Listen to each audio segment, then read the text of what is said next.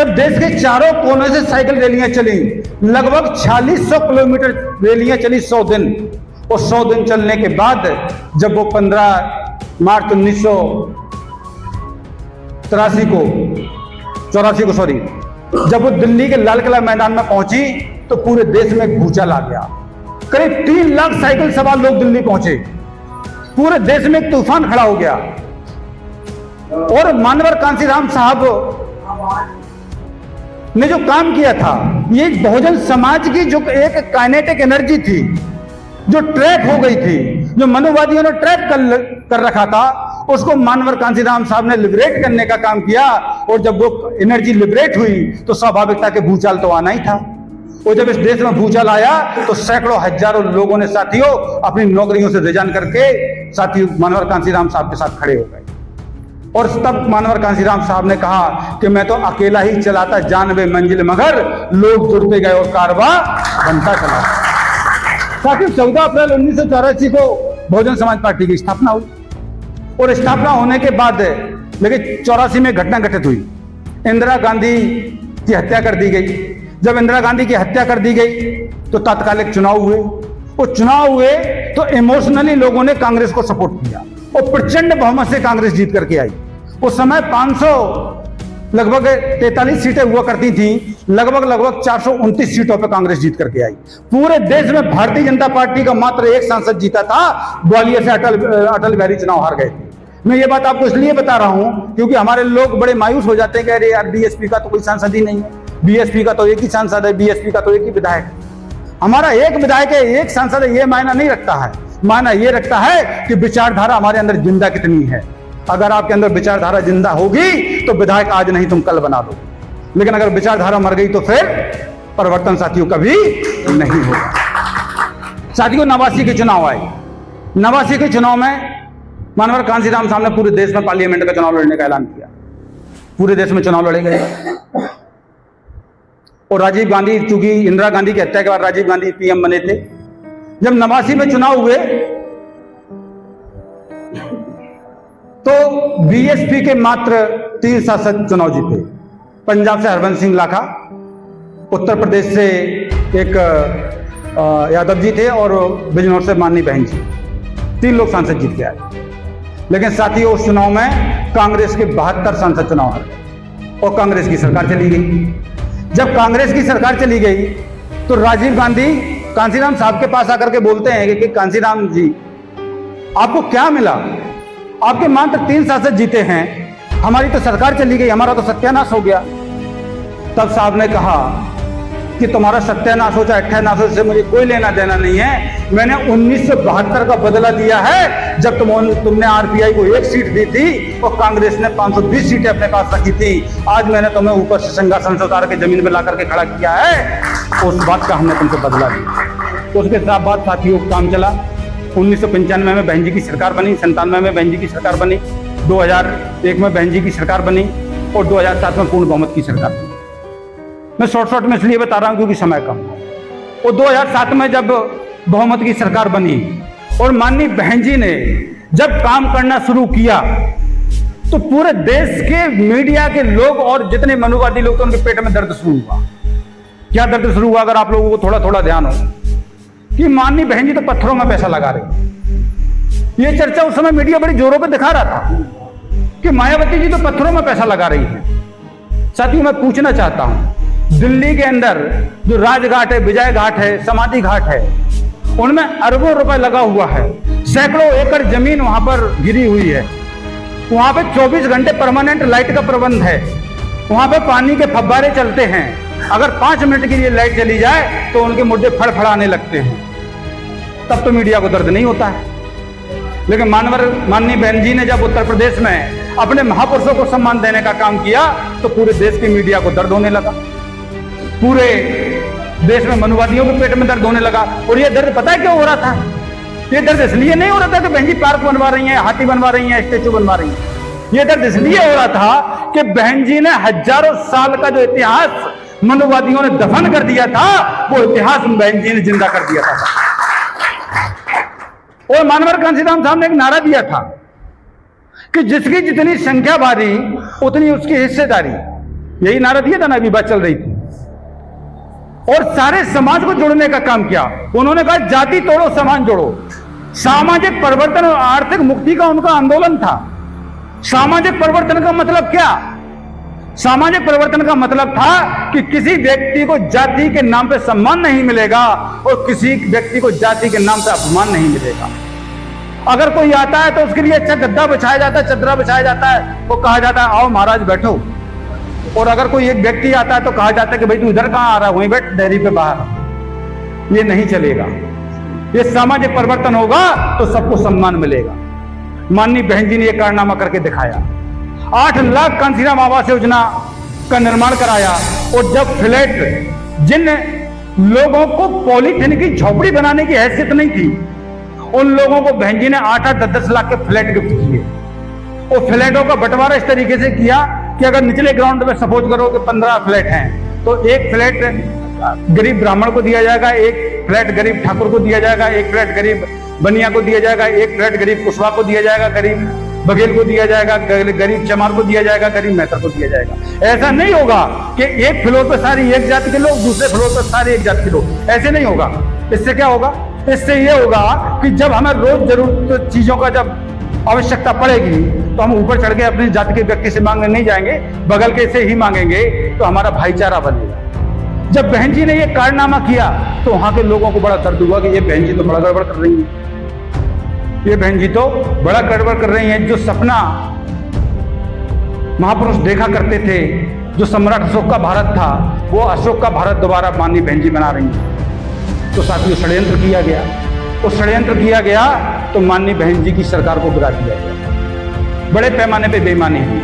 अभी आपने देखा होगा ईवीएम का एक बड़ा मुद्दा चल रहा है। मैं चुनिंदा मुद्दों को पकड़ रहा हूं। ईवीएम का एक बड़ा मुद्दा चल रहा है। आपको पता है आज ईवीएम के खिलाफ कांग्रेस क्यों नहीं जा पा रही है? कांग्रेस ये तो नारा लगा रही है वोट और गद्दी छोड़, पर कांग्रेस ये नहीं कह रही कि आप ईवीएम हटाइए।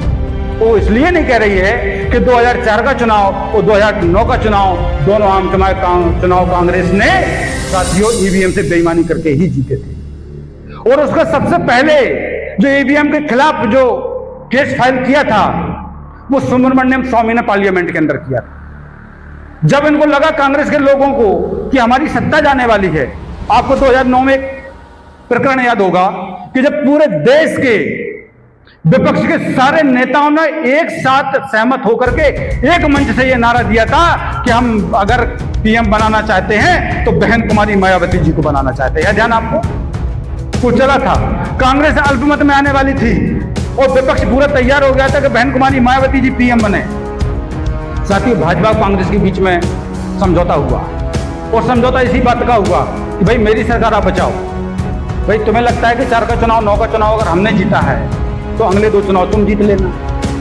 और यही कारण रहा कि जब 14 में भाजपा की सरकार बनी तो भाजपा वाले एक नारा दे रहे थे, बड़े ध्यान होगा आपको, कि 19 की कोई बात नहीं है, 24 की तैयारी करो। कह रहे थे तो इसीलिए तो कह रहे थे कि 10 साल का तो समझौता है, 10 साल तो हमारी सरकार रहने वाली है, वो तो हम ईवीएम से जीतेंगे ही जीतेंगे, क्योंकि कांग्रेस हमारा विरोध कर नहीं सकती। अगर कहीं दिक्कत आएगी तो 24 में आएगी, इसलिए 19 के चुनाव की तो कोई बात ही नहीं है, इसलिए 24 की तैयारी करो। इसलिए साथियों मैं आप लोगों को ये कहना चाहता हूं कि आप लोग समझिए, हमारे जो ओबीसी के साथी है वो समझिए। ये नारा था कि जिसकी जितनी संख्या बारी, लेकिन बहन जी ने जब ये देखा कि संख्या के आधार पर लोग टिकट तो ले रहे हैं पर उनका समाज उनको वोट दे ही नहीं रहा है, तो माननीय बहन जी ने इस नारे में एक संशोधन कर दिया। और संशोधन ये कर दिया कि जिसकी जितनी तैयारी उसकी उतने हिस्सेदारी। अब तैयारी करके आएगी, बेगर तैयारी की बात नहीं बनेगी। भाई समाज की संख्या ज्यादा किसी की भी हो सकती है, लेकिन उसका समाज उसके साथ ही नहीं है, तो वोट टिकट देने से होगा क्या? तो साथियों ये परिवर्तन किया गया। और जिन लोगों को माननीय बहन जी ने सिंहासन पर बैठाला था जब 2007 में सरकार थी, तो क्योंकि हमारा जो, मैं भिंड जिले में लाहौर विधानसभा से बिलोंग करता हूं, और लाहौर विधानसभा और यूपी की जो जालौन जिला की माधोगढ़ विधानसभा है, एक नदी बीच में से निकलती, इस तरफ हमारा एमपी लगता है, उस तरफ यूपी लगता है, तो हमारा बॉर्डर है और हमारी बहुत सारी रिश्तेदारियां उधर है। तो मैंने बहुत करीब से उत्तर प्रदेश की सरकार में बीएसपी के जलवे को देखा। बहन जी की जब सरकार थी तो आपने देखा होगा स्वामी प्रसाद मौर्य जी का जलवा क्या था। आपने देखा होगा बाबू सिंह कुशवाहा जी का जलवा क्या था, आपने देखा होगा श्री राम पाल जी का जलवा क्या था, अयोध्या प्रसाद बघेल जी का जलवा क्या था, पारसनाथ मौर्य का जलवा क्या था। ऐसे तमाम ओबीसी के चेहरे, रामअचल राजभर जी, कितने चेहरे मैं गिनाऊं आपको, नसमुद्दीन सिद्दीकी जी, मुसलमान ही कम से कम 3-4 उन्होंने कैबिनेट मंत्री बनाए थे, सारे समाजों को प्रतिनिधित्व दिया था। लेकिन आरएसएस के लोगों ने और भारतीय जनता पार्टी कांग्रेस के लोगों ने ओबीसी के लोगों को तोड़ने का काम किया। उन्होंने कहा कि बताइए बहन जी के साथ जाकर के आपको क्या मिलेगा, हमारे सिस्टम में तो देखो हमने आपको यार बड़ी जाति का बनाया था, कहां तुम चमारों के साथ चले गए हो। और ये ओबीसी के लोग मिसगाइड भी हो गए, क्योंकि देखिए जिस सिस्टम ने हमें सबसे ज्यादा प्रताड़ित किया है, उस सिस्टम की अगर सबसे बड़े अगर हथियार है तो 2 ही हथियार है, एक धर्म और दूसरी जाति। जब मुसलमानों को टारगेट करने की बात आती है तो हिंदी और हिंदुस्तान की बात की जाती है। तो मुझे बताइए, हम लोग सब हिंदू ही क्यों जो इधर बैठे हैं, हिंदू है ना। जब हिंदू हैं तो फिर मुझे बताइए कि फिर डॉक्टर सीएम मोहन जी को गाली क्यों दी जाती है। फिर मुझे बताइए कि प्रेसिडेंट रामनाथ कोविंद को मंदिर में घुसने क्यों नहीं दिया जाता है। फिर मुझे बताइए कि राष्ट्रपति द्रौपदी मुर्मू को अयोध्या के मंदिर में जब उनका इनॉग्रेशन होता है, उद्घाटन होता है, क्यों नहीं बुलाया जाता है। जब भारत देश की पार्लियामेंट का इनॉग्रेशन होता है तो उसमें क्यों नहीं बुलाया जाता है। तब ये हिंदू नहीं होते हैं क्या। जब लोधी समाज के मुंह पे लेटरिन का मूसिका लगाया जाता है, जब यादव की सर को गंजा किया जाता है, जब आदिवासी के मुंह पे पेशाब किया जाता है, तब इनको हिंदू याद नहीं आता है। तो इस बात को आप समझिए, आप हिंदू नहीं हैं। आप संविधान पढ़ेंगे, बाबा साहब को पढ़ेंगे तो आपको समझ में आएगा कि आप लोग हिंदू नहीं हैं। आप इस देश के SC ST OBC के लोग हैं जिनको अपर कास्ट के लोगों ने निचले पायदान पर रखा हुआ और उनके उपयोगों के हिसाब से उनको काम सौंप दिए गए। अब चूंकि काम वो तो काम करेंगे नहीं, उनको तो फ्री फंड की खाने की आदत है, तो काम कौन करेगा। तो जिनको उनके अपने घर के अंदर काम कराने थे उनको उन्होंने सछूत OBC बनाया, और जिनको बिगड़ छुए काम उनका चल सकता था उनको उन्होंने अछूत बनाया, उनको छूना नहीं। लेकिन ये सारे हैं आपस में भाई भाई। और यही बात बाबा साहब ने समझाई।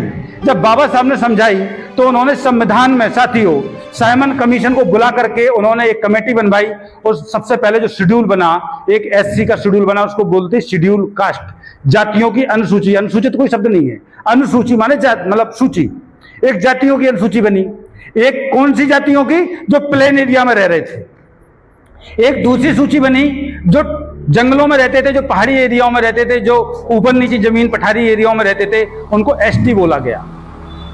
और बाबा साहब चाहते थे कि 6743 समाज के लोग इस बात को स्वीकार कर ले अंग्रेजों के सामने कि मेरे साथ अन्याय अत्याचार होता है, मेरे साथ भेदभाव होता है, छुआछूत होता है, ऊंच नीच होता है।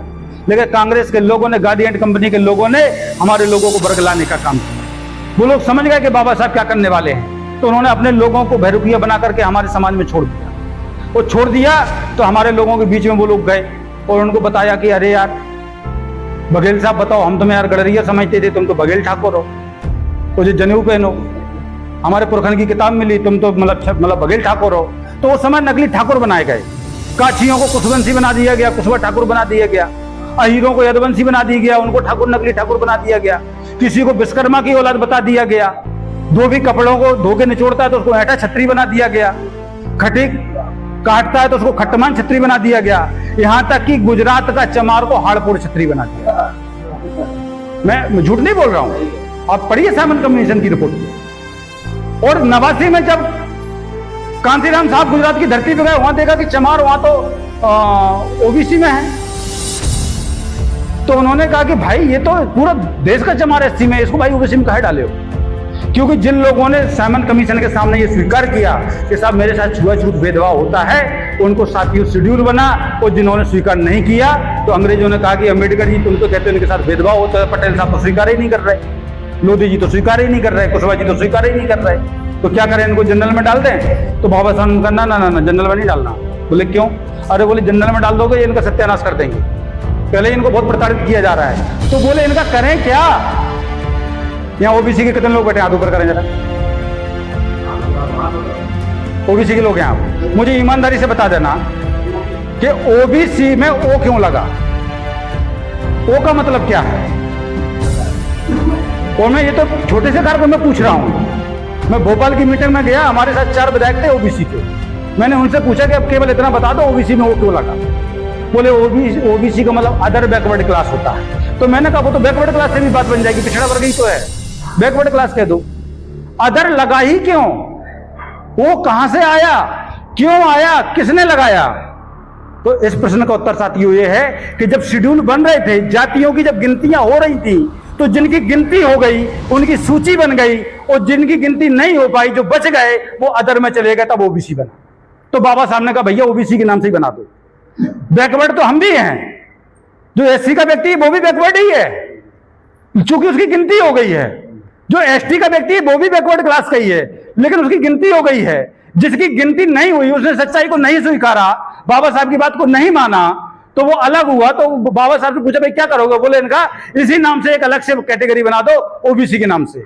तो बोले भाई इसका करोगे क्या, इसका क्या करोगे? बोले इसका हम जब ये करेंगे कि जब हमारा समय आएगा और मैं इस देश का जब संविधान लिखूंगा तो ओबीसी के लिए मैं कुछ प्रावधान करूंगा। ये बाबा साहब ने कब बोला था? 1927 में, जब वो साइमन कमीशन आया था।